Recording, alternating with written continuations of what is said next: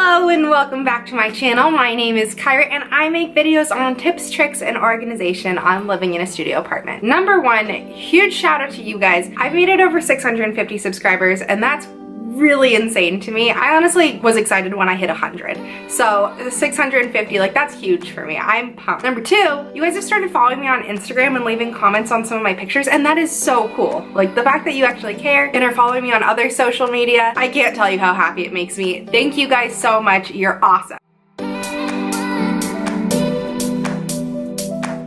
So I've gotten a couple of comments on asking for a video on budgeting. I talk a lot about how I really like to live on a budget and that I try to save money as much as I can because I love traveling and all of that money goes into my travel fund. I don't know if I'm the best at it, but I figure if it's something that you guys want to learn about, I do have a couple of things that I do religiously to be able to save more money. So for me, budgeting is really easy because I know what it's going towards. I know that the more I budget, the cheaper I live, the more opportunity I'll be able to have to travel. And that's a huge incentive. I also don't know where I got it from, but ever since I was a kid, I always loved saving my money. Like if someone gave me 20 bucks for my birthday, I wasn't spending it. I was putting it in my piggy bank and holding on to it for just about as long as I could until there was something I really wanted. I get excited when I get things that are a deal. There's a couple ways that I save money that are like appearance based, I guess. Number one, I don't get my hair dyed. This is my natural hair color. I've never had my hair dyed, and I know people will spend up to like $300 or even $400 each time they dye their hair,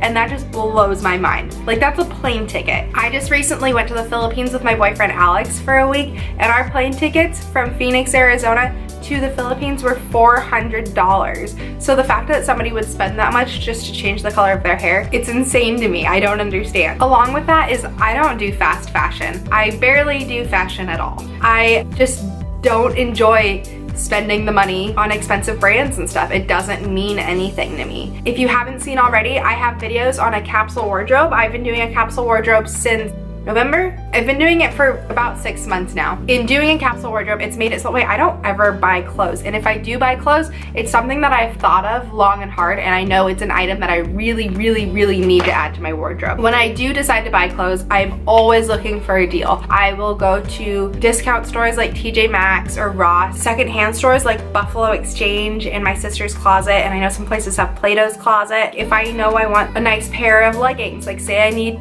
a good pair of workout leggings and I want to get a pair of Lululemon, I can go to places like My Sister's Closet and they'll have Lululemon leggings that are basically brand new, but instead of paying like over $100 for them, I'll probably end up paying like $40, which is still a lot for me. At least then I know it's something that's really good quality and will last me a long time. Also, I don't spend a lot of money on makeup. I am not a Sephora girl. That place is way too expensive for me. I fully understand their makeup quality is probably a lot better, but I don't wear a ton of makeup anyways, so everything I get is from a department store. The majority of the stuff I get is like under $5. Like I am so cheap. If you have any interest in seeing my budget makeup routine, I'd be happy to show you guys that, but honestly, like this is what my makeup looks like. I think probably in total for everything I got on my face right now, it costs like maybe 20 bucks. I feel like people get really caught up in name brands, and like to me it just doesn't matter. Like no one's looking at my face and can tell like, oh, she's wearing Max Studio Fix. You can't tell once it's on my face. It looks the same. Another tip I have is cooking. I've talked about it a ton. I love cooking, but oh my gosh, eating out is so expensive. I still eat out quite a bit because Alex and I really just, it's what we do to enjoy our time, but it is so much cheaper to cook for yourself. I typically try and eat seasonal, so if there's vegetables that are in season and they're on sale, I'll always buy those. If a certain protein is on sale, like I'll buy that. Different places have produce stands. Like when I grew up in California, we would go to our produce stand and that was the cheapest place to get fruits and veggies, and it was so awesome. But all of these things, especially if you're comparing it to eating out, this is gonna save you so much money. Eating at Chipotle, it's like 10 bucks versus if I buy $10 worth of ingredients to make burrito bowls at home, I can have enough burrito bowls to probably last 4 or 5 meals. So I like going to the dollar store and getting like specific things I need, like if I need one magic eraser or a set of rubber gloves or a small thing of Windex. All of these things you can get at the dollar store. If you're living in a small space, you don't need the big bottles because it's just gonna take up more room and more storage. Buying coffee is so expensive. expensive. Don't get me wrong, your girl loves Starbucks, but I'll have Starbucks like once every 2 months. And it's because like I just can't get past paying $5 for a cup of coffee when I can literally make a cup of coffee in my apartment for 50 cents. It makes it really, really hard to justify going and paying for it. Once you have the ability to be able to see like, oh, this is what I could be doing with this money, I feel like it's so much easier to save it. Every time I get paid, if I have extra money left over from the previous pay period, it goes straight into my savings account. And I've been like this forever. Like I've had a savings account since I was like 12.